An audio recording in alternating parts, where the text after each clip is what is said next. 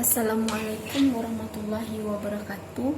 Perkenalkan, nama saya Eliza Suherti, NIM 19231004. Di sini saya akan mereview kembali artikel keempat, tugas dari mata kuliah Seminar Akuntansi Keuangan dengan tema Manajemen Laba dan Kebijakan Dividen, bukti empiris dari perusahaan yang terdaftar di Pakistan. Ada 5 pokok pembahasan yang akan kita bahas. Yang pertama, pembahasan teori yang terkait dengan tema. Manajemen laba dan kebijakan dividen adalah salah satu topik terpopuler yang dibahas dalam bisnis modern saat ini, yaitu tugas manajer untuk membuat sejumlah keputusan tentang keuangan perusahaan.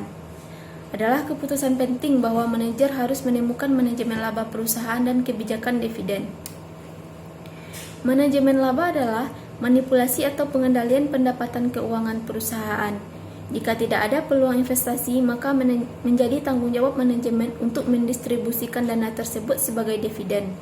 Laba merupakan salah satu faktor penting yang harus diperhatikan oleh pihak-pihak yang berkepentingan dengan perusahaan. Kualitas pendapatan menjadi berarti ketika berbagai perusahaan puas untuk mengelola pendapatan mereka dengan bantuan standar akuntansi yang berlaku secara umum. Yang kedua, kasus yang dibahas sesuai dengan tema. Penelitian ini merupakan upaya untuk mengetahui pengaruh manajemen laba terhadap kebijakan dividen di Pakistan. Satu set emiten dari indeks 100 Bursa Karachi telah diteliti untuk menganalisis hubungan dari tahun 2005 hingga 2009 di Pakistan. Pembahasan yang ketiga yaitu objek penelitian. Objek penelitian dari artikel ini yaitu kebijakan dividen, manajemen laba, Bursa Efek Karachi. Poin keempat, teknik analisa data.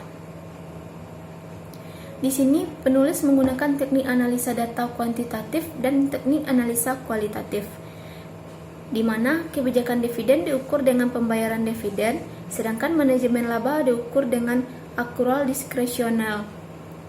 Digunakan sebagai proksi untuk menentukan manajemen laba.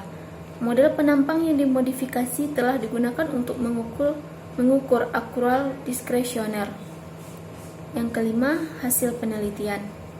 Analisis regresi menunjukkan bahwa manajemen laba berdampak pada kebijakan dividen yang menolak hipotesis nol.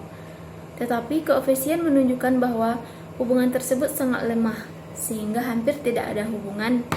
Alasan dibalik ini tidak berdampak adalah masa penurunan ekonomi, karena manajemen laba berubah setiap tahun. Dalam periode penurunan, manajemen laba meningkat dan perusahaan mulai mengurangi pembayaran yang dibagi. Dividen dibayarkan oleh perusahaan kepada anggota pemegang saham. Ketika perusahaan memperoleh laba, mereka membayar sebagian kepada pemegang saham mereka dan sisanya disimpan oleh perusahaan sebagai laba ditahan. Porsi keuntungan itu atau laba ditahan diinvestasikan kembali di pasar.